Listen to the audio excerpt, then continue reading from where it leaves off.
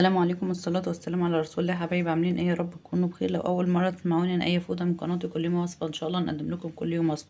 وان شاء الله هنعمل مع بعض النهارده الترمس البلدي المر، وهنعمل مع بعض الحمص، وهنعرف كل التفاصيل، وهنعرف ازاي يبقى الترمس المر جاهز معاكي في خلال 3 ايام بس، مش اسبوع زي ما اكتر الناس بتعمل. سنة وحضراتكم طيبين، ولو لسه مشتركتوش اشتركوا وفعلوا زر الجرس عشان يوصلكم كل جديد.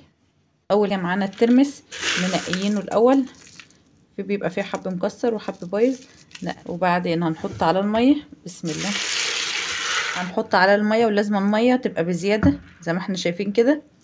وده معانا ترمس مر. برضو لو ترمس سكري نفس الخطوه، ما بتفرقش الا في المده اللي بتقعدي تغيري عليه فيها الميه. بس طبعا كطعم الترمس المر احلى بكتير، انما بالنسبه للوقت الترمس السكري اللي بينجز معاك وقت. احنا معانا هنا الترمس المر وحطينا على الميه، وهنسيبه ليله كامله في الميه، ونرجع تاني يوم الصبح ان شاء الله نشوف نعمل ايه مع بعض. بعد ما سيبنا الترمس ليله كامله في الميه، هنشطفه دلوقتي من الميه اللي عليه ونرجع مع بعض كده. بعد ما شطفنا الترمس معانا وحطيناه في حله عشان نحطه على النار، نحط على الميه. بسم الله. حطينا عليه الميه كده وهنحطه على النار دلوقتي مع بعض كده. حطينا الترمس على النار، وهياخد معانا من ربع ساعه لتلت ساعه، وهنرجع نشوفه مع بعض بعد ما يستوى ان شاء الله.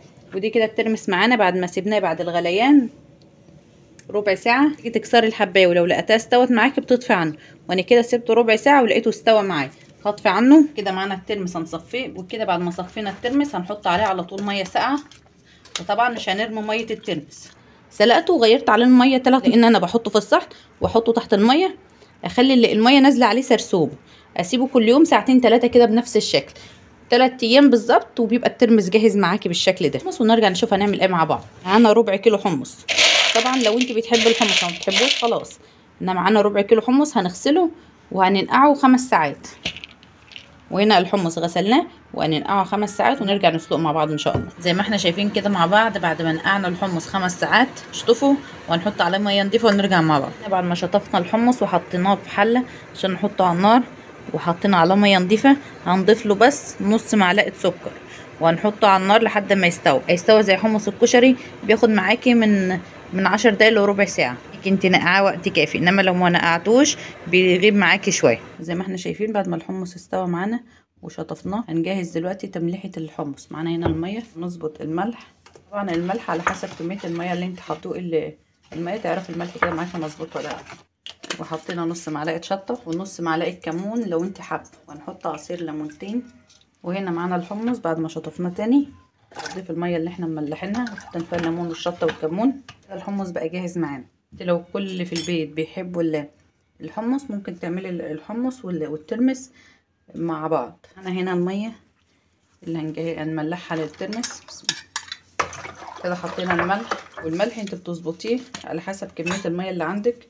ومعانا معلقه شطه كبيره، نص معلقه كمون لو انت حابه، و3 4 ليمونات كبار بتوع سوريا. ودلوقتي هننزل بالترمس بعد ما صفيناه من الميه وشطفناه كمان شطفه. الترمس والحمص جاهزين معانا زي ما احنا شايفين مع بعض.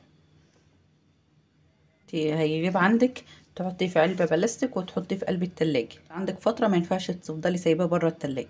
ولو عجبتكم وصفتنا النهارده اعملوا لنا متابعه وشير عشان يوصلكم كل جديد. السلام عليكم ورحمه الله وبركاته.